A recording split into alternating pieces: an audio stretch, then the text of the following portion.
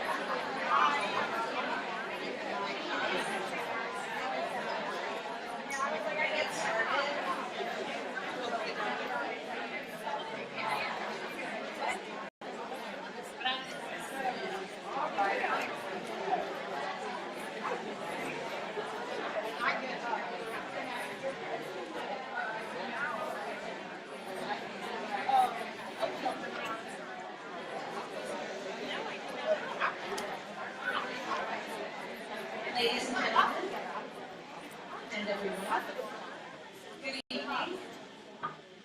Welcome to Beyond the Hyphen, Women of Color in the Jewish Community. I'm Jamie Allen Black, the Executive Director of the Jewish Women's Foundation, And I want to thank you all for joining us tonight. It's a great turnout for an important conversation. This event is underwritten by the Cornell Weinstein Family Foundation, and we thank them for their generous support.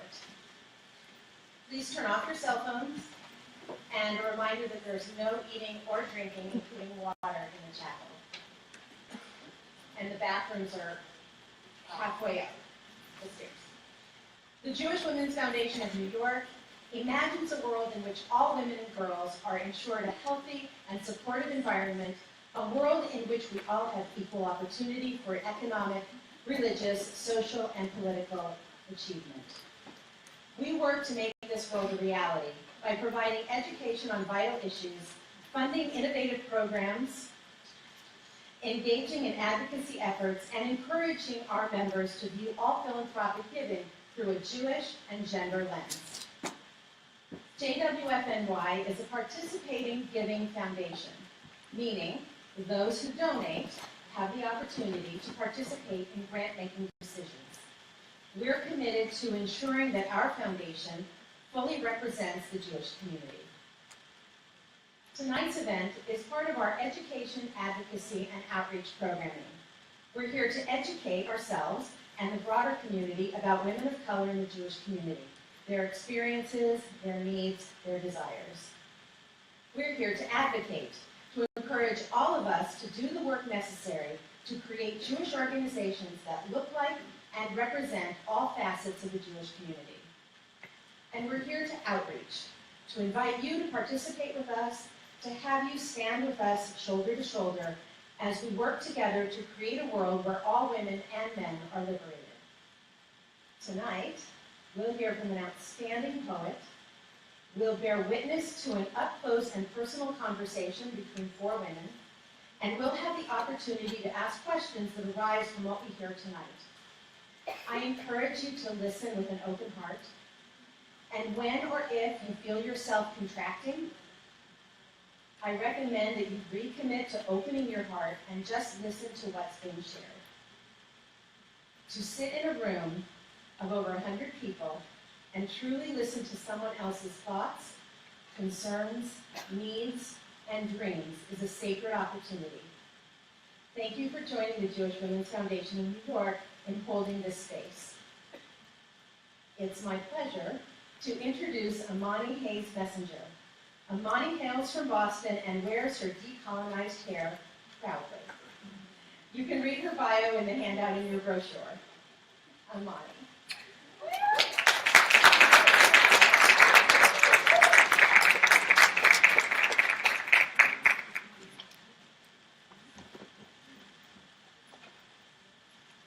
Hi everyone. I'm going to read a short reflection that I've been working on recently. 2 weeks ago, my brother became the first Black man in my family to become a bar mitzvah. Nearly 9 years ago, I was the first Black woman in my family to become a bar mitzvah. We are not converts, and yet we are first. And yet, my Judaism has often been grounded in teachings and histories of whiteness. For so long, to exist in Jewish spaces, I had to assert the inherent intertwinedness of my Blackness and my Judaism, to be seen as whole by people other than myself, as all of who I was. I felt a constant need to convince others that it was possible, that Black and Jewish could and did go hand in hand. It wasn't until I arrived at college to a new environment of people I was asked to teach myself to that I began to reflect on the ways in which explaining my existence within Jewish spaces had limited my ability to spend time on the internal growth and reflection of the Judaism I was learning, and how I would live that as a Black woman. Instead of spending the time building my own religious practices, I spent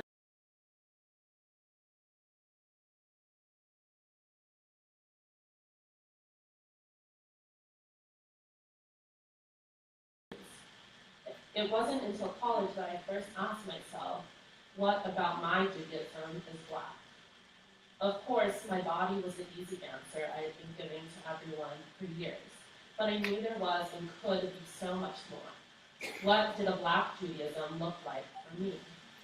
My Jewish roots are not Black, so my life at this intersection was one I had to create for myself. For the first 18 years of that creation, I did not realize that was precisely what I was doing. I can pinpoint the moment that I had this internal shift, when I first began asking myself, what about my Jewishness is Black? My freshman year, I brought longtime family friend, JWFNY McCoy, to come speak and lead an event at my university's Pillow. Holding space with JWFNY once again set off a new round of reflection for me. The sounds of Jewish gospel she brought with her, her history of generations of Black Jews. Perhaps without knowing it, JWFNY sent me on a journey of reflection, and I began to consider, as the eldest Black Jew in my family, how I would paint my history anew. A couple weeks ago, after the bar mitzvah, I spoke with another brother of mine. Jamoke, like me, is Nigerian, though he is not Jewish. He asked about the ways in which I intentionally integrate Yoruba religion and spirituality into my Jewish practice. In response, I came first to this story, the story of shifting in an internal exploration as some proof that I should simply just be allowed to be. It was both a true and disappointing response for me as I realized how close to the beginning of that exploration I still am.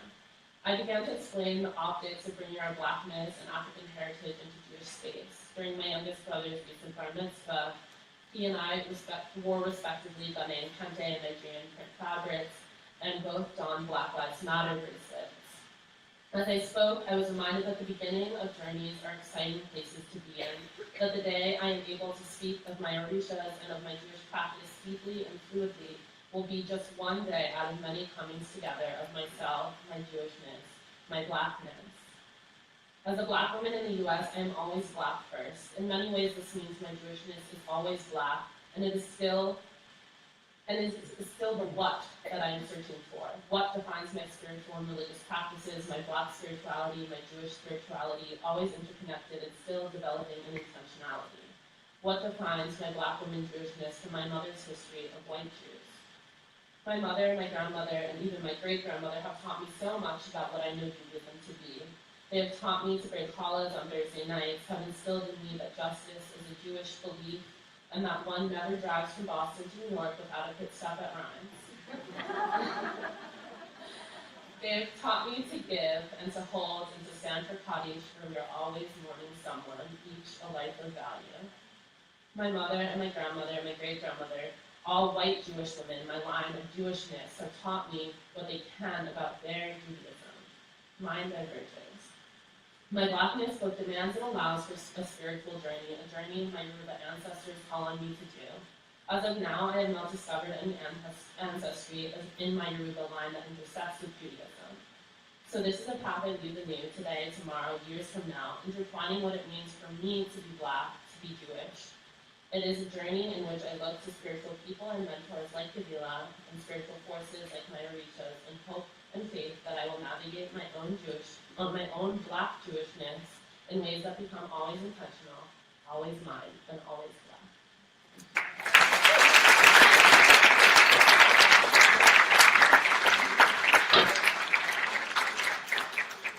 Thank you, Imani.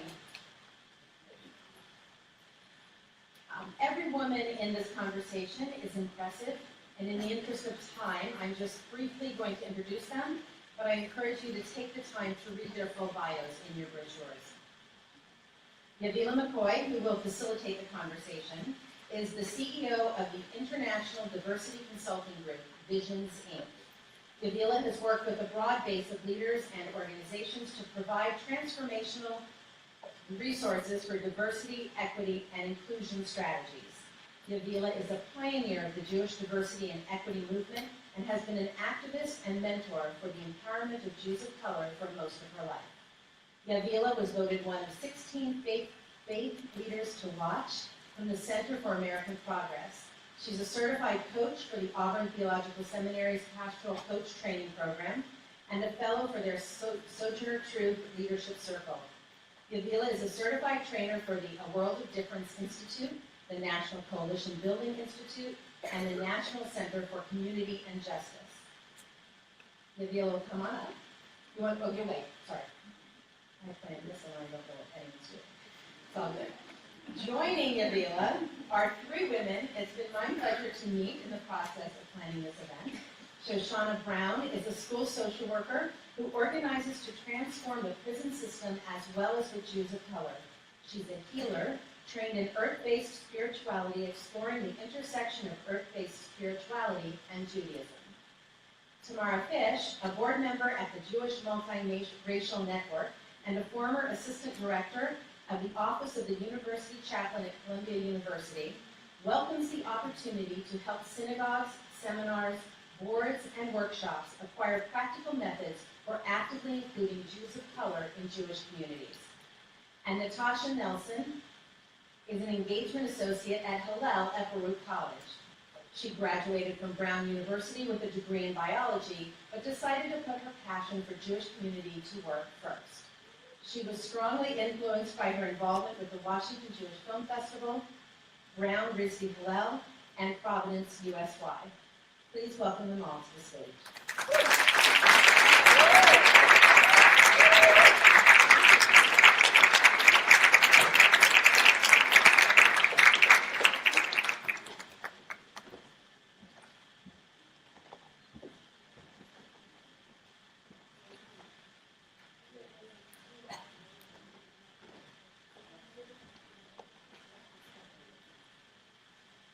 Welcome.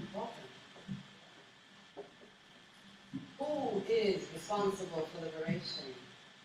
Where does it come from? How do we get free? For how long? What is required for liberation of any sort? Whose priorities define liberation? Where will liberation take our imagination? How is anti-liberation identified? What kinds of liberation occupy our thinking? Is liberation for all Black folk? Just Black folk? Is liberation for you? I'd like to welcome you to Beyond the Hyphen, an up-close and personal conversation with Jewish women.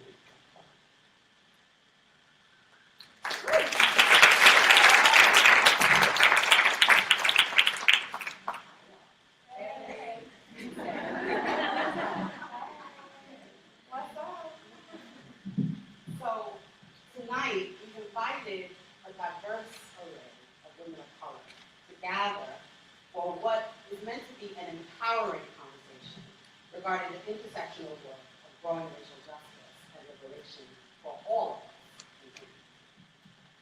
Now, my name is Gabrielle McCoy, and I'm going to be facilitating tonight. And I'll be facilitating a series of 3 questions that are discussed among 4 beautiful, powerful, brilliant, historical women of color. So, as we start our discussion, a question will be featured on the screen. And each question is supposed to run for close to a half hour. So, we're going to be flexible about that. Maybe we won't be flexible. And then after that, what we're going to do is we're going to take time for us to get into conversation with each other about race and intersectionality, race and spirituality, and race and getting what a woman of color. Now, after the close of the last segment, you're going to be invited to get into conversation with us. But I want to tell you a little bit about process. Because as women of color, we value both process and content. It is not just the content that we're going to offer you. It's the process of how we speak, what we speak, and the way in which we speak. That means a lot too. So, point of process 1, the style of this conversation is called official.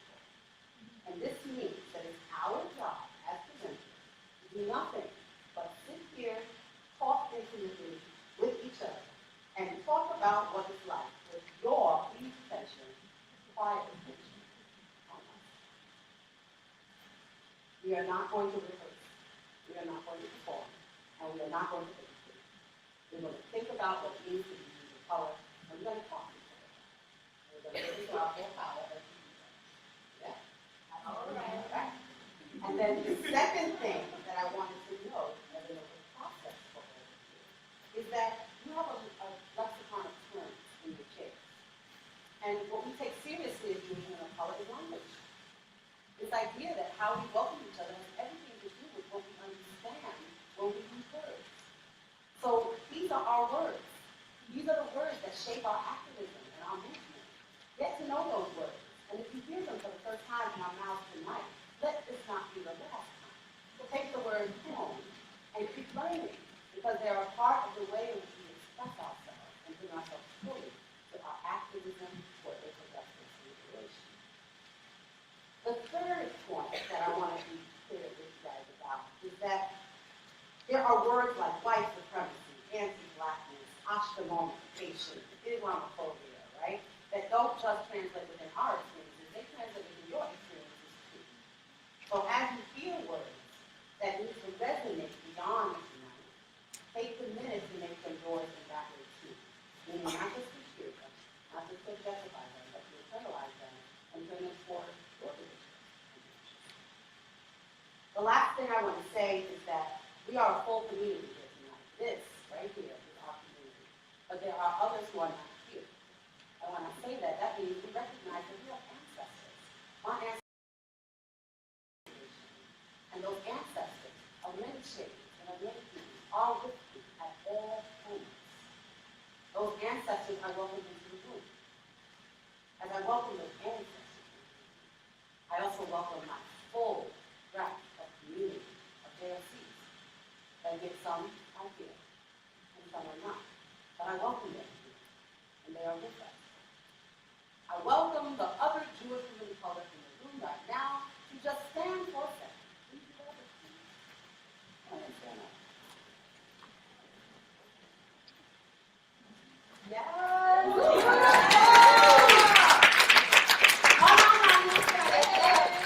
Keep on trying. Now what I want you all to say to each other, turn around and look at each other. And I want you to repeat after me, I see you. I see you. I want you to say to each other, welcome. Welcome. And then I want you to say, I'm so happy you're here. I'm so happy you're here. Okay. Now y'all stand there just a little more. Now the rest of you here, I want you to do the same thing. I want you to take in these beautiful, powerful, brilliant Jewish women of color. And I want you to say pretty loud, I see you. I see you. I want you to say, I'm so happy you're here. I'm so happy you're here. And then I want you to say, welcome. Welcome. You can say shalom. All right. All right. Take that in. Take that in. Take those Greek phrases in as action. That is what we're doing. Shifting the paradigm. And as we talk right now, all of us together. Welcome. Okay. So let's get that first slide going so we can talk about what's up for us. And what I want to talk about is a lovely word, right? You see it all the time. Thank you for your time. Yes. You use the mic screen. Thank you. And I'm going to remind the audience that is not here that they are not here. And what I'm going to say is, right now, this is a conversation that is being witnessed. So we are not in conversation here. We are in conversation with each other. So, even if there are things like you can't hear, we can hold that for a minute. We'll do our best. Yeah? Okay. So intersectionality. Yes. When a Jewish woman of color hears intersectionality, it's a two-part question. What does it have to do with the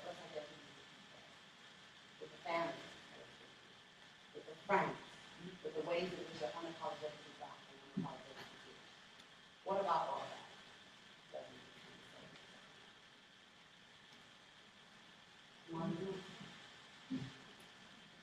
I should have known you were going to do that to me. Well, okay, so what you have to understand, God, I sound like my father. What you have to understand is I'm a geek. And so when I hear a technical term, the first thing I want to do is break it down. And what I appreciate intersectionality as a term. But unfortunately, we make it sound, and I hear other people thinking about it as if it's something new. And it's not. Okay? And then I heard people say, like misinterpretations. That's like, oh, if you're oppressed, then you get to blame white men for everything that ever happened to you. And it's like, why did you think this was about you in the first place? Rather, intersectionality is about coalitions coming together who can say, listen, I don't have to agree on everything that you're saying, but you know what? You have a point in struggling for whatever it is, like the modern voting rights, you know. And if I, as a black and Jewish woman, get together with my Catholic lesbian friend, it's not about identity politics, it is about justice. So when I hear intersectionality, I hear justice. And where do the identities come in? It's because as a Jew raising the notion of tzedek, I get justice. As a woman going through and being unseen or taken for granted, sometimes blatantly, sometimes not blatantly, right? Subtle, right? Then I know where justice speaks from. And as a black person in America, oh please, I'm not even going to get started with that. But I can bring all of my identities together and say, listen, we can fight for this. And where we overlap and intersect, that's what matters. It's about working together towards making this world better.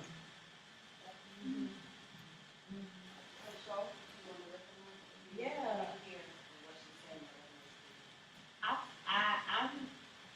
This is making me think about the way in which I experience my own identity as a Jewish woman of color, and the ways in which I think there are so many ways and identities that I hold that are oppressed, right? Like working class,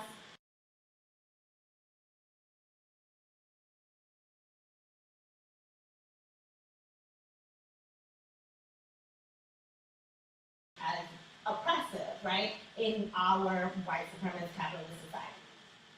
And I think about my siblings who identify as trans, or who identify as gender nonconforming, or any other, right? And so then I'm thinking, I also hold privilege because I identify as heterosexual, right? And so when I think of intersectionality, I both think of the ways in which my identities intersect with each other, and the way in which I experience myself as a crossroad, right? Like I experience my identities and my life experiences constantly overlapping, and sometimes that overlap is conflict, right? Like sometimes it doesn't go well. Right, just like any intersection where you're like, sometimes, you know, the light is working and then other times the light doesn't work and there may be an accident and like, you know, the cars crash and like shit happens. Excuse me. But, you know, things happen, and so I'm thinking of that, and I'm thinking of the privilege that I also hold in those spaces, right? And so like, what are the times that I can step up and as a Jew of color and as someone who I experience myself as outspoken, as outgoing, as an advocate, right? And so how can I also use my strength and my positionality inside of these spaces to also bring to light those other things that aren't being spoken, and the other ways that my siblings are oppressed because I see them. And I think that's like, I see them, you know? Yeah. So intersectionality, it sounds like for both of you, is not out here. It's in here. It's a part of your lived experience. It's a part of something that you interact with. It's a part of intersections you encounter every day. So, Natasha, what's in here for you when we talk about intersectionality? I think on the show, I think it's a lived experience. It's who you are. It's not something that you can divest yourself of, and you don't necessarily always get the option of being intersectional. I think it can be interesting when those different identities manifest in different ways. So the things that I have privilege in, my ability, my bodily abilities, and versus my blackness, some things are privilege and some things are oppressed identities, and some things are visible and some things are not visible. And especially as someone who spends so much time contemplating the visible nature of my identity, and then also choosing symbols that I want visible on my body to like identify identities that I hold. So like, if I decide to wear a magenta bead that day, or if I don't decide to wear a magenta bead that day, and like, so I think that's a complication of it when you think about what's visible, not visible, what you're choosing, and what you're not choosing, and do you really have, because some things are visible, do you really have the ability to choose, or is it sort of just part of, I mean, you hold those things at all times, but the presentation of those identities versus the lived experience of those identities, that's often where I find most of my questions kind of gather towards. I feel like that makes me remember my youth and sort of growing up, how I so wanted to embrace whiteness and be like, oh, like I can fit in anywhere. I can just go anywhere and people will accept me as part of their community, right? Like that is legit the way that I wanted to experience my life when I was younger, like I mean elementary school young, right? And then thinking like as I grew up, how that was so not a reality for me. Like I grew up and that just wasn't real and it wasn't possible, right? And so it wasn't possible for me in the world and it wasn't real in terms of what I was experiencing. So like I just feel like, yeah, like the way you choose, like you want something and that's just not real. And as we talk about this, this is our lived experience. Everyone here is an expert on their own lived experience. And yet, there is the historical experience, there is the political experience of being historically included, there is the excluded, and a particular identity that we may carry simultaneously. And they both give a particular experience as we're seeing. And so the question that I have is, what does a myth look like around us trying to hold all of our identities and walk through the world powerfully? What about that part of intersectionality? Only the reality that our identities converge and create an experience that isn't always present, isn't always interesting. It's also hard and difficult because there are misses. So what does a myth look like? Yeah. I'll tell you what a miss looks like. And I love this example because it deals with both history and also living in not just Jewish spaces, but in white spaces. Okay? Had a Shabbos dinner years ago. Deep, good friends of mine. I mean, you know, at my wedding. Right? They just moved into Yonkers, one couple. And as the conversation progressed, they understood themselves to be helping the neighborhood along. Okay, they were honest about they needed gentrifying, and they couldn't wait for the rest of the neighborhood to catch up with them. You know, so the property values, etc. And it was in that moment, and the language that she used was we language. So she obviously included me as someone who would understand, well, you know, it's economics. It's like, hey, if you can buy low, go to the roof, sell at high point, why not? And she couldn't fathom that my story was different than her story. That growing up in this caste system of color, which is exactly what it is, when you're you know, Black, Latino, Asian, right? You can't escape your identity encoded in your body, right? Her assumption was because, you know, that assimilation, that could happen for her, right? You could move on up and become like upper middle class with all the trappings that the American dream has. And all I could see was, you don't understand that I actually identify more with the people that live in your neighborhood. Even though my friend and I might share economic status, we might share educational status, right? And that's a point where that was a miss. There was an assumption of assimilation. And it's not that I'm against assimilation. You're getting back to show what you were saying. It's not possible for me. And so I don't even go there. That was a miss. And it hurt when I put it not only into white context, but in its Jewish context. It's like, wait, did you miss all those parashot that are dealing with like understanding how we are all one, even the stranger in our midst is all one, and that it's not about trying to push people up.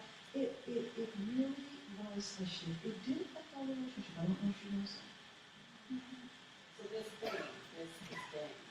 this way in which intersectionality, right, puts us in the place of the inside, outside, and other. Inside, outside, and other simultaneously, right? And that it's about feelings too. It's not just an academic word. Being able to hold or not hold intersectionality brings up feelings for us. Hurt, anger, mistrust, right? There are things that come up around this word intersectionality. Tell me so, and talk to you too, like, what were some of the misses in your lived experience that actually you have this way about what it means to hold this inside, outside, other as well? I'm thinking of the ways in which I have experienced going into Jewish institutions, like being oftentimes one of the only folks of color in the space, you know? And so that often is just like, wait, why is this instance in the chapel? Shouldn't they be like outside with the kids? You know what I'm saying? Right. Oh wait, how are you Jewish again? I'm fine, thank you. How are you, Jimmy? That joke is not original. It's for sure. Like those are the ways in which like I experience the misses in very, very interpersonal ways. It's not something that is big and beyond my interactions with people, and it's not something that happened a long time ago and like, oh, you know, people are not like that anymore. That is literally, I have gotten that question, you know, this year. You know, it's not something that is foreign to me and my experience, and it started from when I was younger all the way till now. So I think those kinds of experiences come from the assumption that like, oh, like Jews are white and you don't look white, so you must not be, so what are you doing here?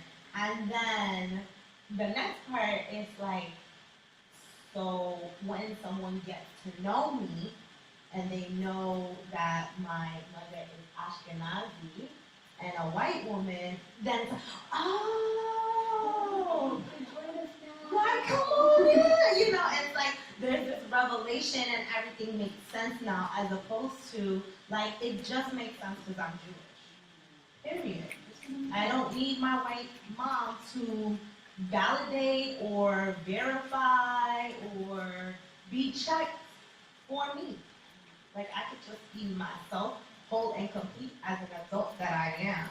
Right? Like I'm not little. My mom doesn't have to sign off on my paperwork anymore. I mean, thankfully, I love her. She's a kid. So, beautiful.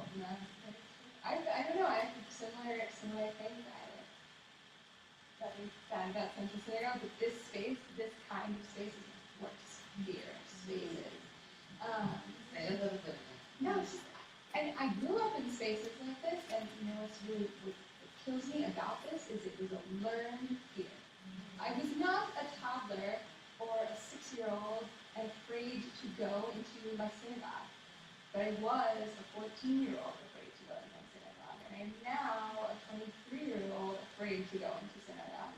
Because I don't, the feeling of being, not sometimes, not often, always, one of the only people of color, not I think not just in the room, but in the building, is hard. And like feeling like that feeling of having to prove your Judaism. Like when I pray in public spaces, I always mouth the words. I'm never on the wrong page. I'm never talking. And partly because prayer is important to me, part of my spirituality, and I am focused on myself and my relationship to divinity, but also partly because I want people to know that I'm there and I like know what I'm doing and that like this is my life and not that I'm like my friend, like the person who's sitting next to me's friend, and I'm like exploring their Judaism and I've like come along for the ride. Like I want people to know that I know that I belong, and and I've had experiences where people usually I wear and again David at all times, and I had someone who thought I was wearing that ironically, which I wasn't even aware that our culture got appropriated in that. Ironically. Like I was like, I feel like there are a lot of places where my stuff gets appropriated, but I was not aware that that was going to be one of them.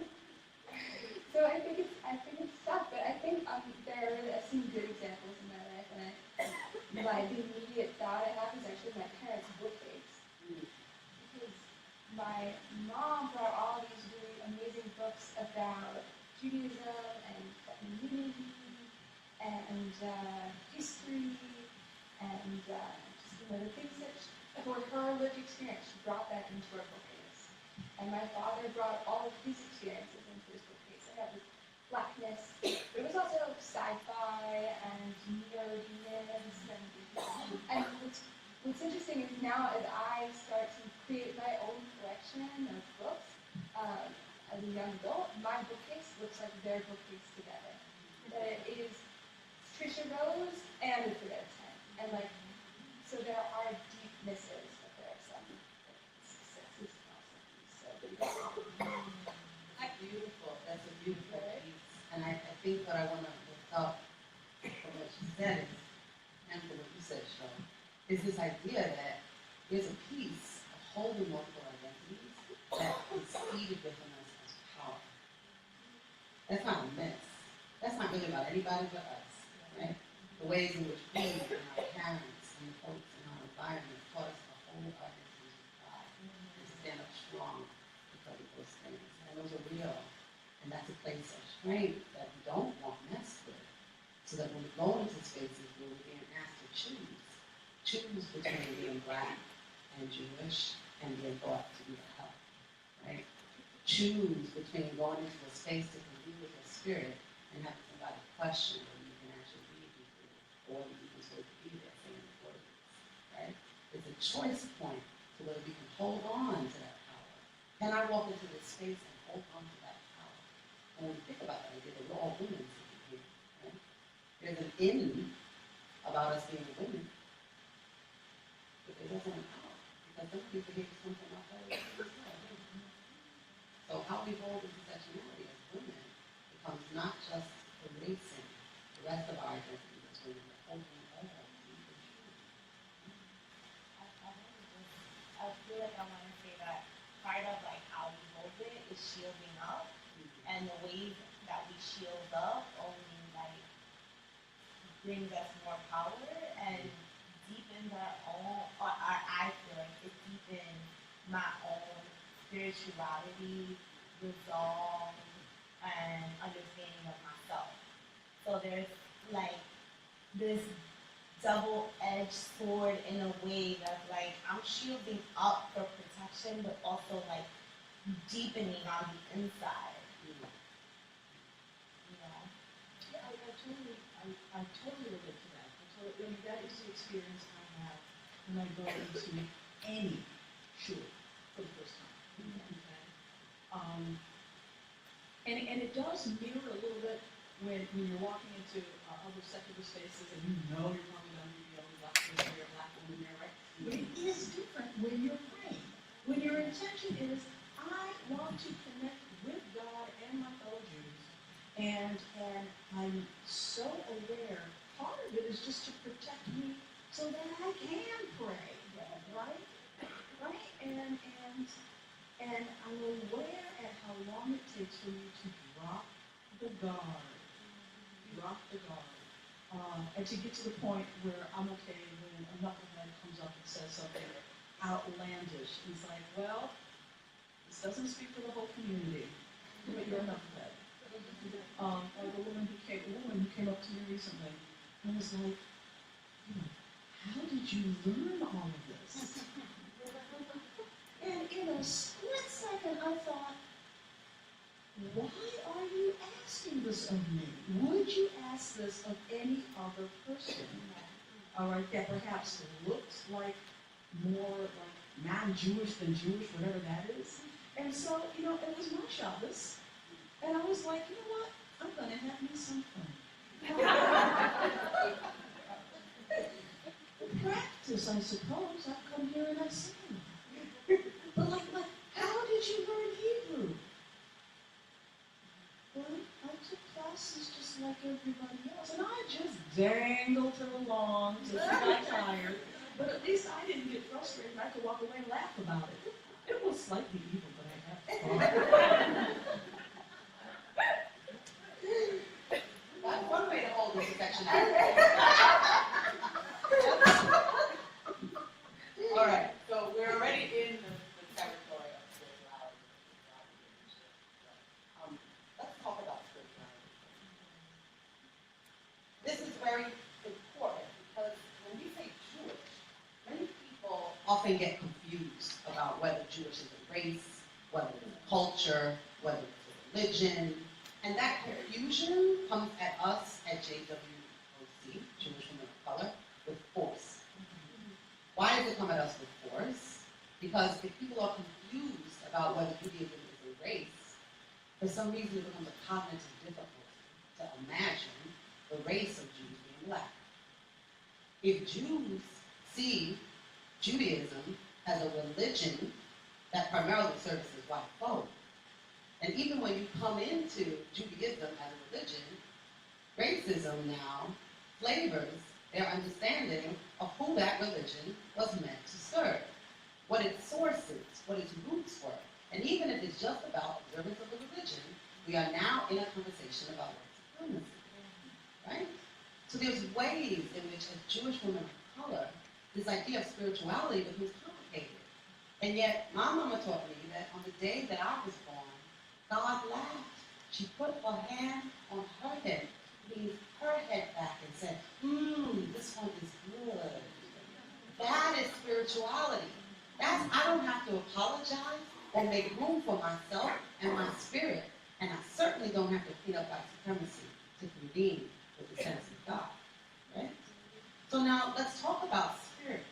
Let's talk about this idea that if Jewish spirituality is about an energy source, the space where our emotions live, the ways in which we walk in our body with strength, the way in which we understand and care for our inner dimensions, the things we need as activists to walk out in the world and stay strong. What is the consequence of having to convene with white supremacy, Judaism, and spirit at the same time? I want to jump in here. Go ahead, Sean. What is hitting me to think first, what's sinking into me, is that also comes from white supremacy that exists in Christianity. Right? Because we can't talk about this as an isolated experience. The white supremacy that exists in Christianity, right, that depicts that God as a white man, blonde hair, blue eyes. Come on, He was lasted 10 minutes in the Middle Eastern sun. let's be real. Let's not burn. Come on. By 15. Okay, I don't know about out there or back there. But that I feel like that needs to be said before I can even say anything about my experience of spirituality, because that impacts then, right? That is the truth around us, right? And then we are a minority in that truth, right? That God is white, blonde hair, blue eye, and male, and also was Jewish, then so too are Jews. White, blonde hair, blue eye. Makes sense, right? No. So like the history is conflated in white supremacy. It's all wrapped up in white supremacy. So when I think about my experience of spirituality, I think about the way in which I was brought up to celebrate Kwanzaa and Hanukkah at the same time. Like, we had Hanukkah candles and we had Kwanzaa candles right next to it. And then I ran into spaces in the Jewish community where I was told that Kwanzaa is not Jewish and Jews cannot celebrate Kwanzaa, right? Which is also just pure ignorance because Kwanzaa is not spiritual. If you know anything about Kwanzaa, right? And so I really am resonating with Amani's words earlier and hearing Amani talk about how do I engage all of who I am now once and be totally myself in a spiritual capacity. And wavering between that and going to Jewish spaces and being told of that experience of you can't do that here, that's not okay here, Kwanzaa's not okay, or we should be talking about that kind of experience. To be honest, pushed me away from Judaism for a number of years in a real tense relationship because it was something that I love. I didn't know how to wrestle with it because of my Orthodox upbringing, that deep Orthodox Ashkenazi upbringing that is real strict, has very clear boundaries, and is very patriarchal and very white supremacist, So I'm thinking about that, and now where I'm at in the journey is, how do I marry the two? So my journey is looking for how, in our true history of Judaism, how can I reclaim Judaism for its true roots before white supremacy took hold of it? What is there? And what's there that I'm finding is the earth-based spirituality. So it led me and other beautiful Jewish women of color led me to the Kohenet Institute, where that's what I'm exploring is how do I marry my earth-based spirituality, my spirituality from Senegal, my in-depth spirituality understanding of my ancestors, and my Judaism, and that they're actually not different, and I don't have to switch back and forth, but they're actually all the same. And that's fun and cool and empowering to learn about and stand strong in, And I think that's deep and present because what you're naming is, we're used to talking about systems and structures in racial justice, right? The systems and structures that we have to intervene in and change. And often in justice space, that spirituality isn't also included as one of those systems. This idea that spirituality is an energy source that fuels our activism, that can help us be stronger on the inside and on the outside we are being tormented. That is deep. And when you're robbed in that space, and somebody tries to take something away from you in that space, that is a question. That is a question that has to be addressed. So Natasha, I want you to tell me a little bit about your early understanding of what it meant to be in a relationship with a God that wasn't yet touched by white supremacy. It's funny, I was really thinking about this when you were talking, but when I was a little kid, I also had a very strong, deep Orthodox upbringing at certain periods in my life. This is before someone told me that that I was not supposed to picture God in human form or whatever. But as a very little kid, I used to think about God as a young black man. Before anyone had told me that God is a old white guy, young, deeply black. Not kind of black, passing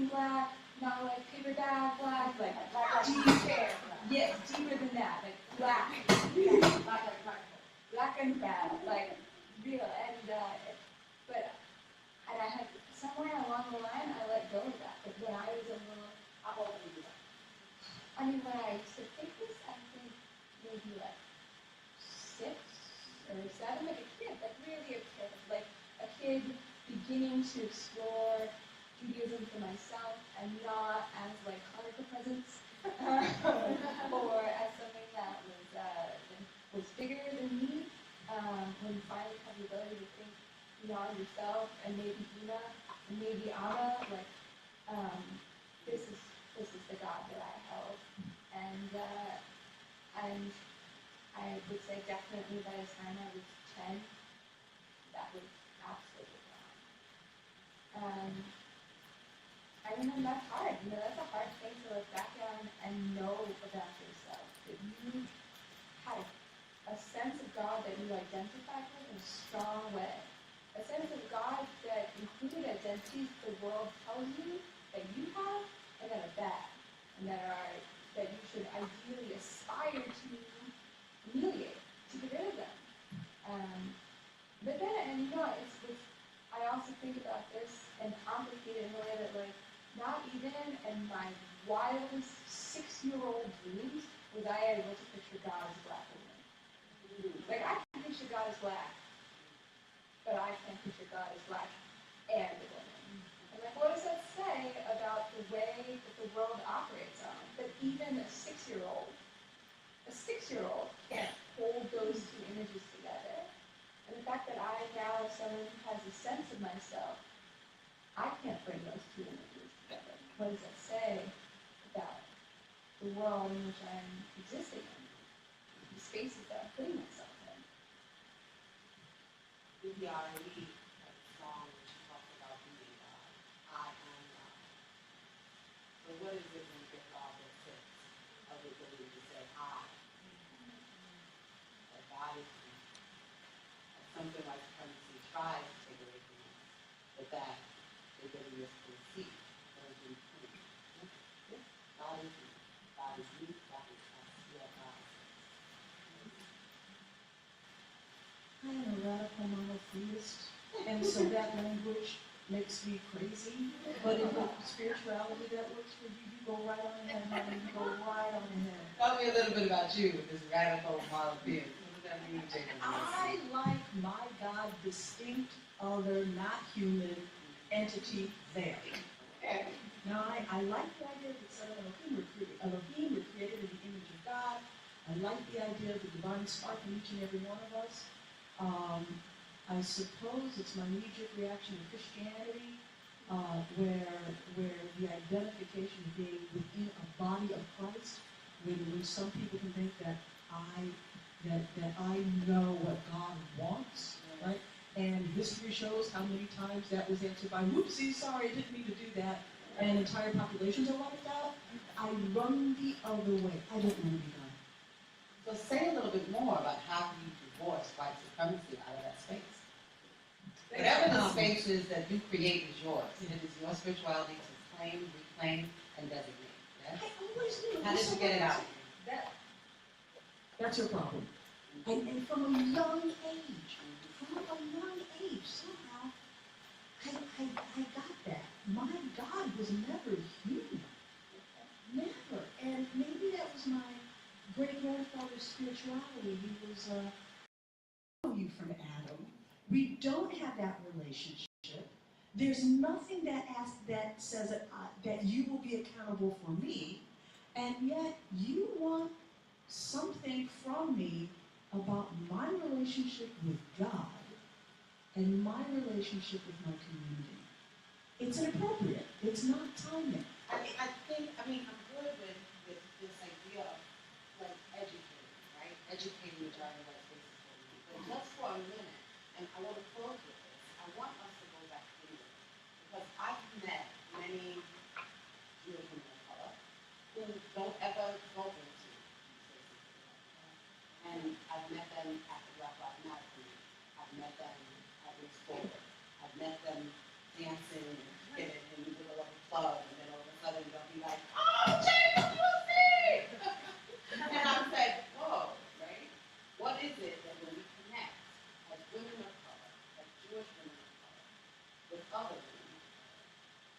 is it that we need in order to hold that space true and powerful and resonant for us as well? I'm going to throw some things out. What does it mean not to have our Jewish identity erased among other people of color? What does it mean for Christian humanity not to come first above welcoming us as Jews and sisters?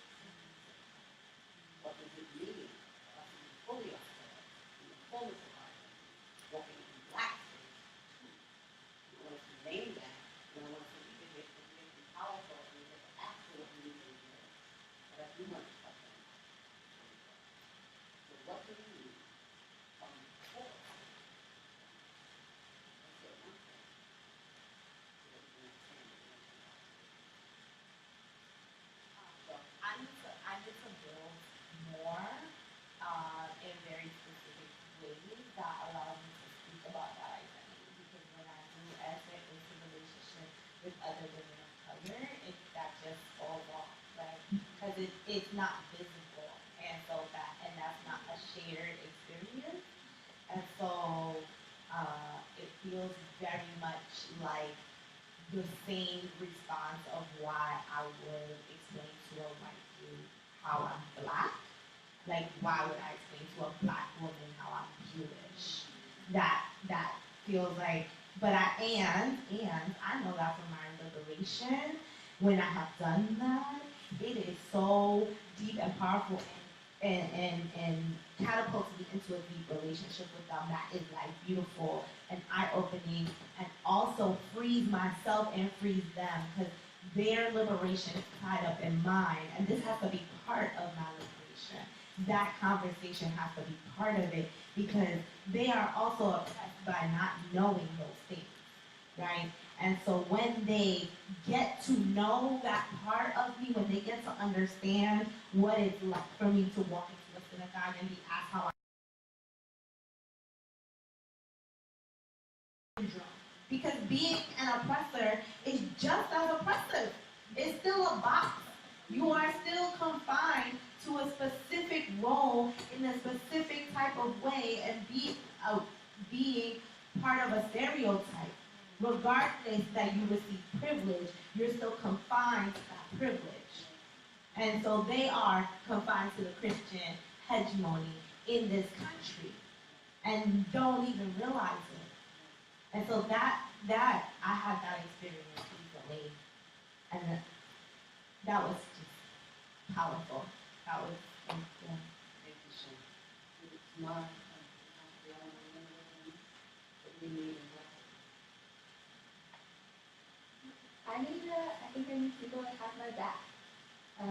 To know that if I express any part of my identity, or all parts of my identity together, that there's still going to be a community for me.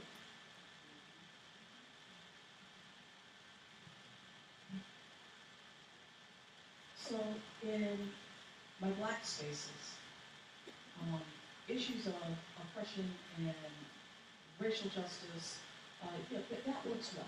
But I need there to be either less assumptions about Judaism, right? And that overall like, oh, that kills me. Or assuming that because I am Jewish, I must have hold certain ideas. Okay? And it's just, well, yeah, just talk to me and ask me, please. So, if we can break down the assumptions, that's what I need. And then we'll be fine. And I think part of it for me is that, I get disappointed. All right? It's like, bro, you're a sis. You really think that? I'm disappointed. So to close this, what it sounds like you all are saying, which I believe to be true, is that there's a need for us to dimensionalize blackness just as much as there's a need for us to dimensionalize Jewishness and whiteness, right? And womanness. We at JWFNY, Jewish Women of Color, bring dimension to all areas that we touch. And that dimension is needed for our communal liberation. And I need it just as much from my black community as I need it from my Jewish community. I need it from all communities, a whole dimension, and allow that dimension to inform what we need, what we say, how we go after the relation. So that is a gift that we bring to the community, and I just want to start now by us giving each other some gratitude. So let's be grateful to each other for the gift that we are. Let's not really love ourselves in, give one arm up, and let them love our arm up, and let go and love each other.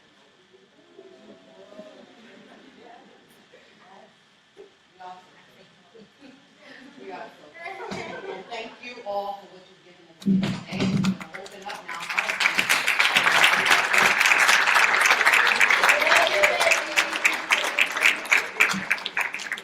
Okay. Yes, yours.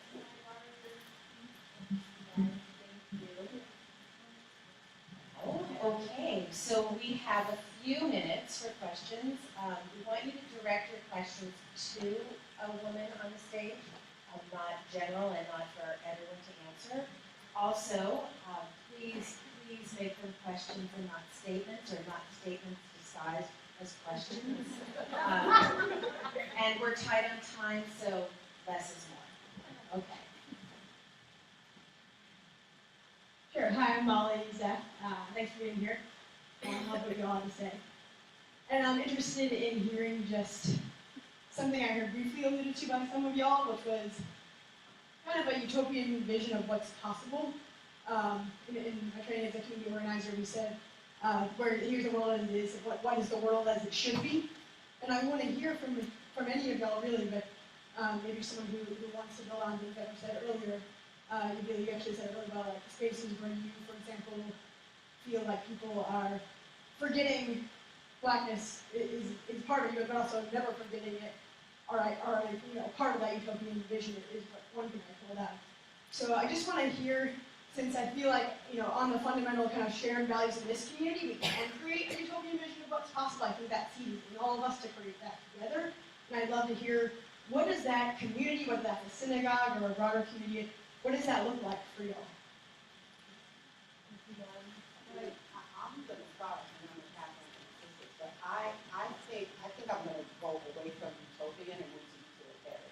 Because I don't think it's utopic to believe that I can have liberation now or tomorrow.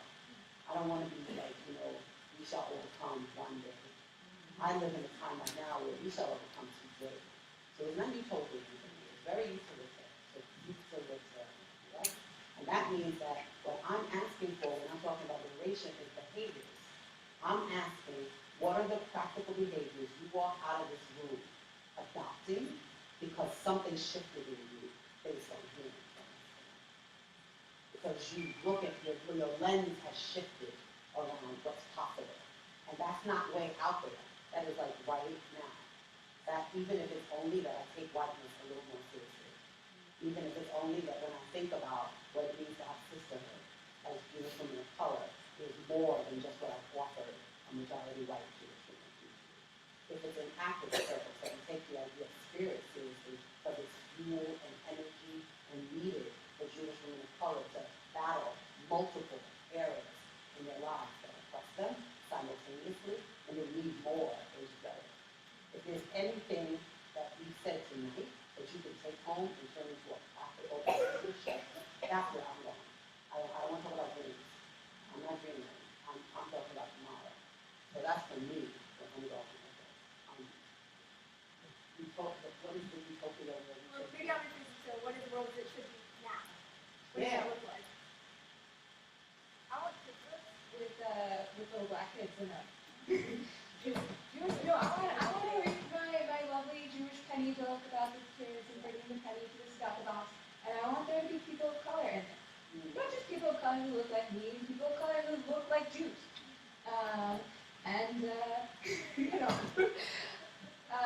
But that is very much one practical, actionable, easy thing to do, is that we change the images of ourselves that we are putting forward. So we can change the story not just for ourselves, but for the next generation.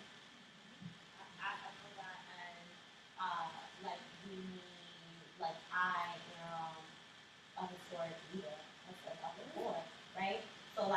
means is that I'm in the Kohenet program and I need tuition to get through it. And I want to see more women of color and people of color in spiritual leadership, which means that there needs to be more support and funding for people of color and Jewish women of color to be trained and to have access to those programs and all of that. So, I have a GoFundMe page.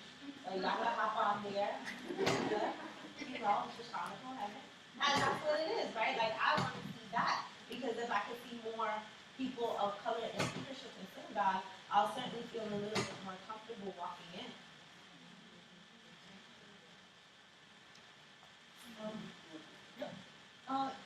Again, I'm thrown by dreams. Maybe it's because being black in this country, and not to say that you don't have dreams, you have to be extremely mindful of the practicalities, right? But I have a dream sometimes. One day. You want to make an impact. I'm right with your show with the idea of, listen, believe it or not, small, discrete, concrete, it does so much more. We all have beautiful language and this, that, and the other. Just an exercise that we did at the JCC. Take a couple of your buddies, right? Get a couple of those big yoga balls or whatnot, or anything that can lower you to the height of, let's say, a 4-year-old. Go through your organizational spaces with the eyes of a 4-year-old. Adopt for that moment an identity. I am a 4-year-old Asian Jew.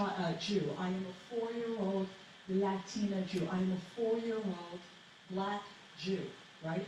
And see what the space tells you about whether or not it's meant for you.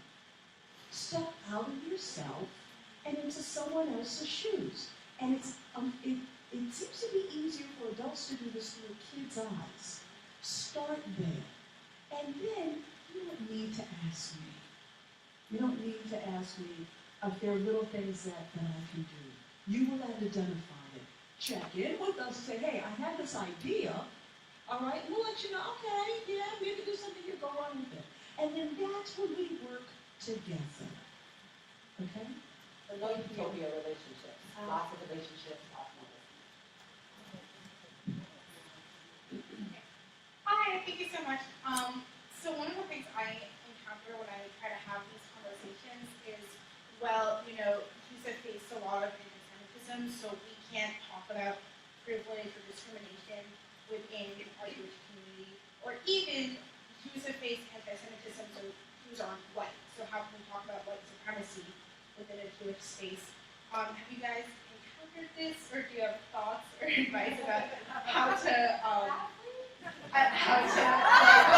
go forward in that conversation and not get bogged down in this oppression Olympics where you're trying to say what kind of oppression is worse or different than another?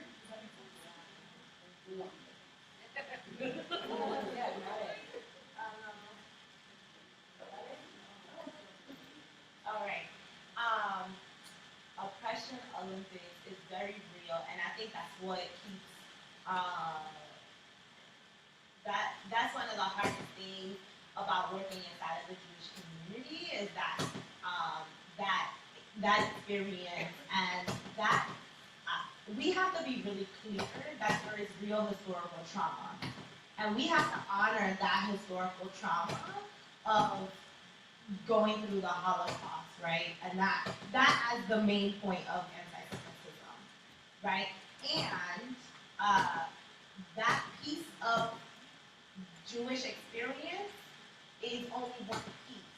So while I honor this historical trauma, I also honor that is a story that was told to me.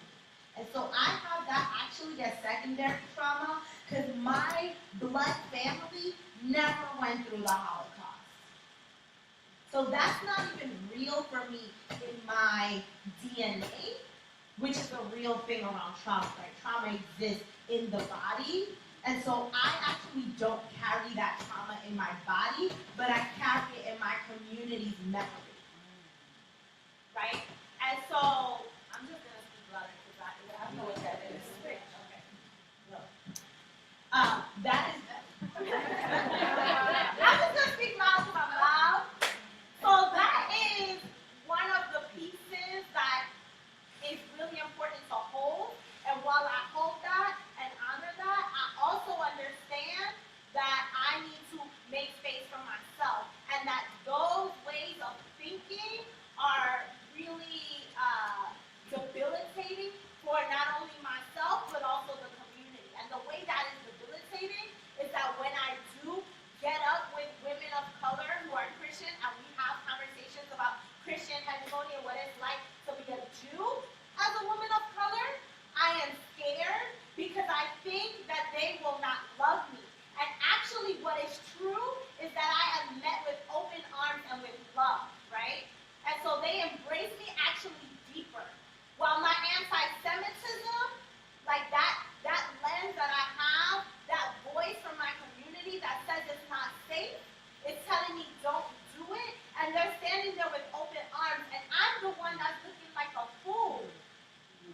That's how I'm left. I'm left standing in the middle like, wait, why have I been lied to all these years about people being anti-Semitic when that's simply not true? And it's because we hold this historical trauma, and we need to figure out, which is why spiritual women of color and Jewish women of color and particularly people of color, Jews of color, need to be in spiritual leadership, because that's where the healing around this experience of the Holocaust and the community historical trauma takes place. It takes place in community. We're not going to therapy talking about the historical trauma of our communities.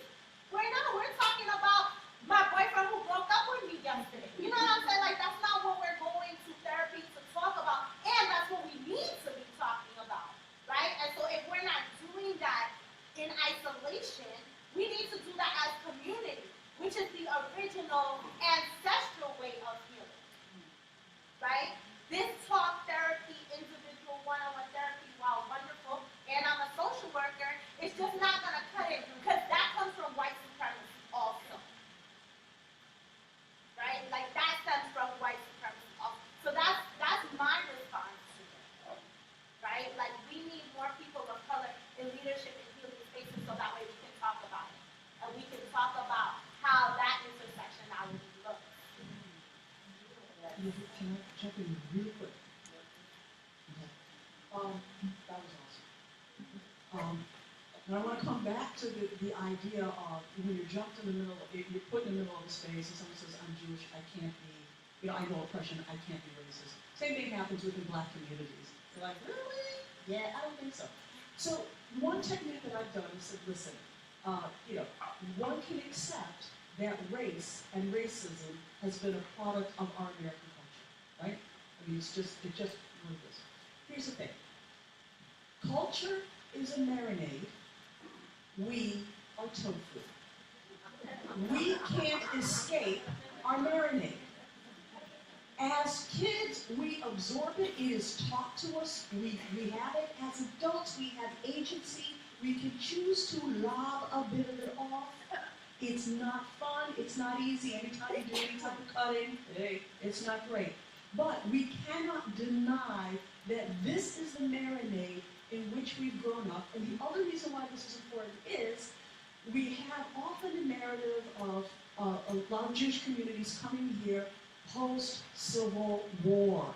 They weren't involved in slavery. That is sometimes a thing that says, okay, so it could have been me. If you understand that we're talking about culture and marinade and tofu, it means that we all are involved with the work of the racism that permeates us, that we'd rather not look at, but it's there. Okay, we have time for one more question. And go in the middle. I'm sorry, if everyone has something they want to say. Ask. Hi. So I have a question. I guess it's directed towards Yamira, but could answer. You said towards the end about was it dimensioning Jewishness and dimensioning blackness, and I wholeheartedly agree. But my question is, to what extent can we expect this from strangers or casual acquaintances? Like the people who know me know that I am black and Jewish, and I kind of take this approach where I just do my thing and let the chips fall where they may. So I say, I was involved in a black professional organization, and they want to have a meeting they want to have an event on Friday evening or on Saturday, and I'm like, no, I've got to go to shul. And I just, boom, say it like this to them, and I explain to them, no, I can't do this. It's Saturday, like, they want to have the meeting on Saturday, but everyone's like, oh, we have Seventh-day Adventists in our group. So I'm like, but it's not the same. So, I mean, people who know me know my narrative, and people who don't, there's an extent to which if I cared enough, if they were going to be in my life, I'd make an effort. I would make an effort, they'd figure it out. But people who I don't know and don't know me, Yeah, so I was going to say it's not just your job to do that education. You see, that is the piece where we have to be liberated. And it's why I wanted to end on this note of holding the both hands. Because there was a way in which your black colleagues in that organization were taught what to expect Judaism to look like. They were given a story about what Judaism looks like that is steeping, is marinating folks on the Jewish end, the white and Jewish end of the spectrum. And it's also marinating folks on the POC end of the spectrum too. So that if a person of color is walking around and thinking Judaism is only Seinfeld and bagels and Mazel Tov and Bar Mitzvah, that's all they know. When you show up as a sister, right, and that's a piece of your heritage, the first thing that pops up in people's minds often is, oh, you won't be white. Or you're operating from a place of privilege. Or you're not really down. Because the only association that we've been given for you as a liberated woman is that to be liberated, you are not Jewish, you are Christian. To be liberated, you are not Jewish because Jewish means white. So now how do we broaden and dimensionalize and make it not just your job to educate everyone that Jewish is multiracial, that Jewish goes back to Africa, that Jewish is part of the Middle East, Africa, Jerba, Yemen, Ethiopia, right? Sudan, right? That Jewish has been in all of those places, ancient and historical. Whose job is it to make all of that information available? Is it just you that has to walk into a boardroom and do all that education? Or should our books, should our institutions, should our rabbis, should our siblings, should our sisters, should our allies, should everybody in this room have the job of dimensionalizing what Jewish looks, feels, sounds, is experienced as, so that it can be liberated from whiteness, so we don't have to work for that.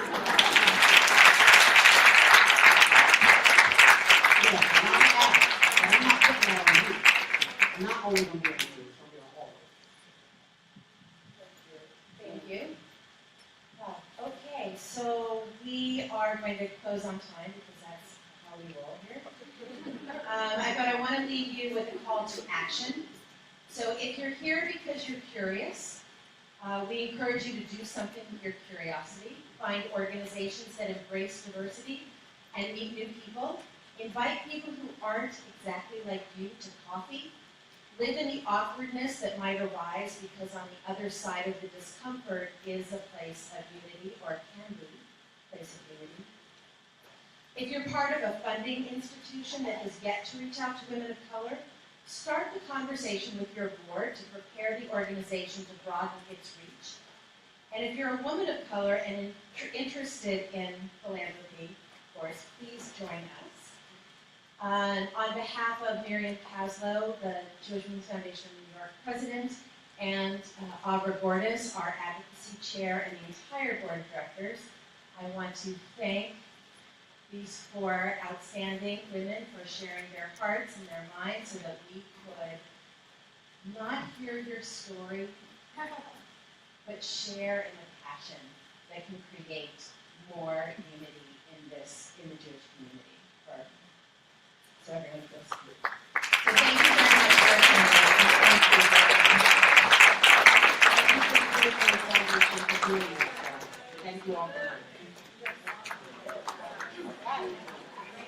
What?